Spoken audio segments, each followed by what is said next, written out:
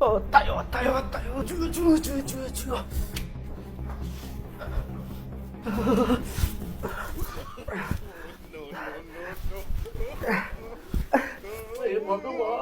Terima aktifnya ada aner. Oi Ronda. उठा ले रे देवा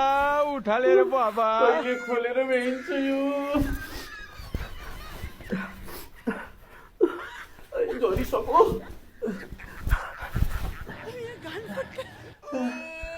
म त थाकिसकेँ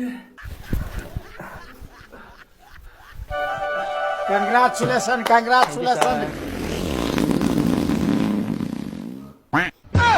Teria matanya ada kasar dimensi menurut. अलिकति मात्रै ढिलो भयो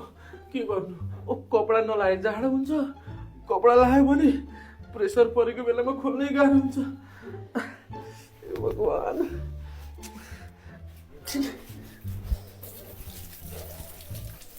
बालेन गल्लो र कुकुरको छाउ र कुखुरी र कुकुर मनिषाको भाइ त झोला लिएर दुगुरो चाहिँ भन्न पर्यो अफ्रिकन जस्तो कालो थुतुन तर अमेरिकन जस्तो गोरो कपाल लगाइदिएर मेरी बुढीलाई मैले सुटिङ गर्न लिएर हिँडे भैँसीले घाँस खायो छिमेकीको आँप फल्न लायो चोर्न आउँछु रातिमा गोरे दाइको छातीमा पुर्नेको सारङ्गी 2 वर्ष भयो चप्कै छ यति प्रचार त विजय बरालले नि गरेनन् होला यो फिल्मको जति हाम्रा गोरे दाइले गरे कुखुराले चारो खाएको यता फेरि गहुँ काट्न लागेको गहुँभित्र झार उम्रेको हो कि झारभित्र गहुँ उम्रेको हो चिन्ने गाह्रो भयो मलाई त सुटिङ गर्ने घरमा आइयो फ्यानहरू आए फोटा खिचाइयो मलाई नि यो कुकुरको जस्तै जिन्दगी चाहियो न त नोकरीको टेन्सन न त छोकरीको टेन्सन न त परिवारको टेन्सन डङरङ्ग ढुकुर देखाएर सुते भइहाल्यो सुटिङ सकेर चिया खायो पवनले केटीको कपाल लायो आजलाई भयो भोलिबाट रेगुलर भ्लग आउँछ गाइजहरु लुलु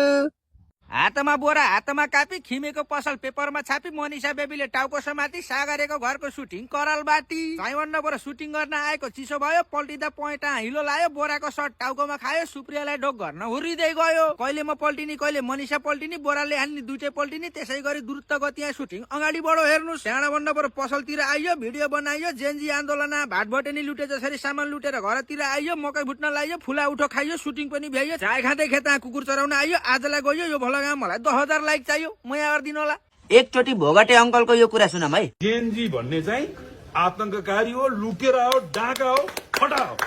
यो जेनजी भने बदनाम नाम हो नेपालको लागि जेनजी मुर्दाबाद हो जाद्रै चित्त बुझ्ने कुरा गर्नु यी साला जेनजीहरू आतंककारी त हुन् करे लुटेरा त हुन् करे डाका त हुन् करे देशमा भएका ठुलठुला घोटाला काण्ड सबैले गरेका हुन् गिरीबन्धु काण्ड व्हाइट बडी काण्ड ललिता निवास काण्ड भुटानी शरणार्थी काण्ड जनयुद्धमा घाँटी काट्ने आन्दोलनमा मान्छे मार्ने सबै जेनजीले गरेका हुन् प्रचण्ड ओली देउवा त यतिकै बदनाम मात्रै छन् भोट पनि तपाईँलाई दिने हो यत्रै दिन घन्टीमा यस्तो गजबको कुरा गर्नुहुन्छ तपाईँले भोगटे अंकललाई जिताउनु फेरि झुकेर घन्टी हाल्लास् नि फेरि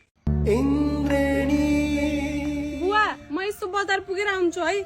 हैन बुहारी क्यारेको तिमीले यस्तो के गरेर बुवा मैले त्यस्तो पोइन्ट लाएर बाहिर हिँड्ने हो फलनाकी बुहारी पोइन्ट लाएर हिँडिथिन् भनेर गाउँभरि कुरा काट्दैनन् हैन हाम्रो इज्जत के हुन्छ गाउँमा सोध्न पर्दैन म अरु जसरी अङ्क प्रदर्शन गरेर त हिँडेकी छैन नि बुवा पाइन्ट मात्रै त लाको दामा आइ पढेर ल जा त्यहाँ भात होला भात खा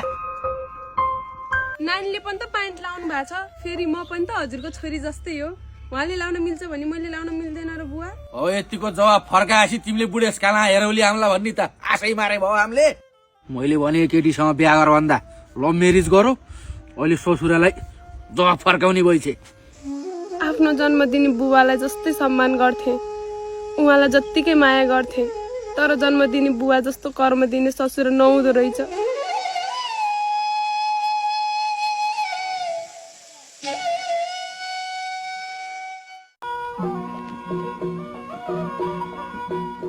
हेर हिँड्ने बेला जगटा फिजाएर अब साइज पर्छ सरी बुवा मलाई थाहै भएन हजुर कतै जाँदै हुनुहुन्छ भनेर भएर अरू काम गर यहाँ थपक्क बसेर पैसा पार्ने होइन तै बिगार्दै होला छिनाइले हुन त यो घरमा आएदेखि कहिले लक्षण भयो छैन कतिसम्म घोचेर बोल्न सक्नु भएको होला हुन त बुहारी हुँ सहनै पर्यो हिँड्ने बेला रित्तो डोको देखाएर ए प्रभु के गर म यो होला छिनाइलाई सरी बुवा मलाई थाहै थिएन हिँड्ने बेलामा रित्तो डोको देखाउनु हुँदैन भनेर तिमीलाई त के थाहा हुन्छ र तिम्रो आमैले माइत सिकाइनन् हुन त तिनीहरूको खानदानै गतिलो होइन के संस्कार सिकाउ तेरा तलाई होला छिनाइ अब बाटा के हुने हो अहिले पो हात खुट्टा चलिरहेछ जे मुखमा आयो त्यही बोल्नु भएको छ त्यो हात खुट्टा चल्न छोडेपछि हेर्ने मैले नै त होला आज मिठो बोली बोलिदिएको भए जिन्दगीभर खुसी खुसी पाल्थे यही चाल हो भने मेरो मनै मर्छ अनि त्यो मेरो मरेको मन फेरि कहिल्यै बिउताउन सक्दिन ल ज्वाइँ साहब खाना खानुहोस् कहाँ ज्वाइँले यत्रो खानुहुन्छ र ल ल म कम गरिदिइहाल्छु नि होइन सासूमा होइन ज्वाइँ साहब लजाउनु भयो क्या हो के भात कम गर्न भन्नलाई होइन म आफै गरिदिन्छु कि ज्वाइँ साहब लजाउन पर्दैन लाउनुहोस्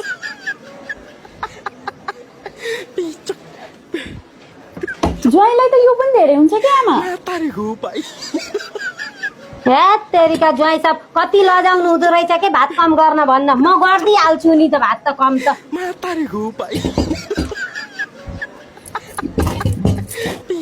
यो पनि धेरै हुन्छ कि ज्वाइँ साहब निकालम यो पनि धेरै हुन्छ आमा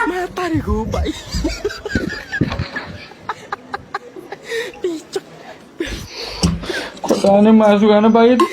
पक्कै धेरै बोल्नु पर्थ्यो ससुराले आएर धेरै खानु हुन्न कि अनि यति कसले खान्थ्यो मुसाले खान्थ्यो खुब तिमीले कि मलाई असली सुन लगाइदेऊ र मेरो माइतीले बरु तिमीलाई मासु खाना देख खाल त तै खा लागि दुईटा बिस्कुट हेरे थियो खोटाने कति वर्षमा मासु खान पाइए थियो खानु न अरे पैसा खानु न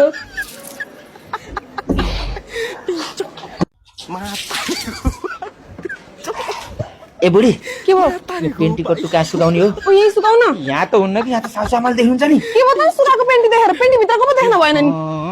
खाइहाल्यो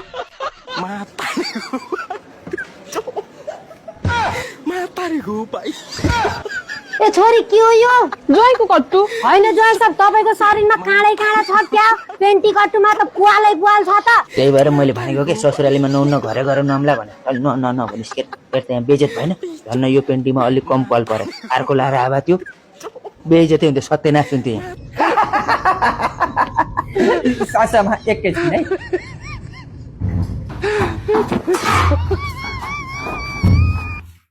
अब बल गरेर अगम पनि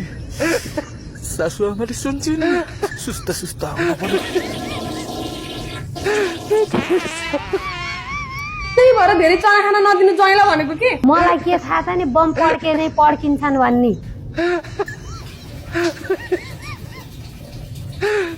मामाजीको छपरी चस्मा लाएर पाप्लातिर आएर झुम्सा पुल हुँदै जोरदार आइयो मृग भेटाइयो सुन्तला खाइयो चाहिँ अन्न परो आज हामी मामाको पूजाका लागि स्याङ्जा जाँदैछौँ जोरदारामा बटुक र कपौडा खानलाई गाडी रोकेका छन् तर हामी यत्रो नि रोकिएन मगर क्यों क्योंकि मैं पैसा नहीं है मेरे पास चाहिँ अन्न परो हावा खाँदै रामदी आइयो सेमा ठानी यो बिलारो फेरि गर्लफ्रेन्ड नभएर टेन्सनमा रहेछ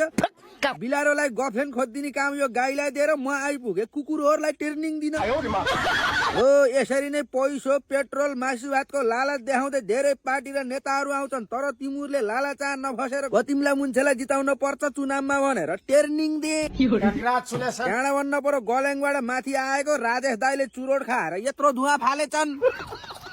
हिमाल छ सेतै मुत्न रोकियो यतै बिर्खे दाईले झोला बोके गाउँ पुगेर स्कुटी रोके लटरम्मै फलेको सुन्तलाको बुटो स्कुटीमा बस्दा बस्दै दुखिसक्यो के दुःख भन्ने कुरो तपाईँहरूले कमेन्ट गर्नु होला यस्तै खाले रमाइलो भरक हेर्नलाई लाइक कमेन्ट शेयर सब्सक्राइबर्स गर्नु होला है सेतो पहेँलो गुलाबी रातो जस्तो भनौँ त्यस्तै suit designer sari very good Kaushal फेसनमा शपिङ गर्दा पाइन्छ खतरा छुट चाहिँ भन्न पर्यो सुनौलीको गल्ली गल्ली हल्ली हल्ली हिँड्दा हिँड्दै म त पुगे कौशल फेसन यो सारीले तान्यो मेरो कन्सन्ट्रेसन अब्जर्भेसन गर्दाखेरि मान्छेको भिड पनि टन्नै राता नीला हरिया पेला सारीहरू जम्मै पाइन्टको कपडा थरी थरी सर्टको कपडा र्याक भरी शेरवानी रहेछ थरी थरी मैले पनि ट्राई गरी भर परी आउनु होला किनमेल गर्न पसलका मान्छे फ्रेन्डली छन् कुरा गर्न घरका पर्दा सेक्सी देखियो यो लेहंगा टराई गर्दा यहाँको लोकेसन चाहिँ यो सुनौली गेटबाट यता जाने सुरुको यो गल्ली छ नि त्यहाँबाट छिर्ने तर यता नछिर्ने यतातिर आउने एकछिन कदम बढाउने हो यो कौशल फेसनको बोर्डको यतातर्फ भित्तामा रहेछ टाइगर सर्फ छोटी बच्ची हो क्या फोन नम्बर मैले स्क्रिनमा दिएको छु मेरो भिडियो हेरेर जाने मान्छेलाई स्पेशल डिस्काउन्ट पनि छ है।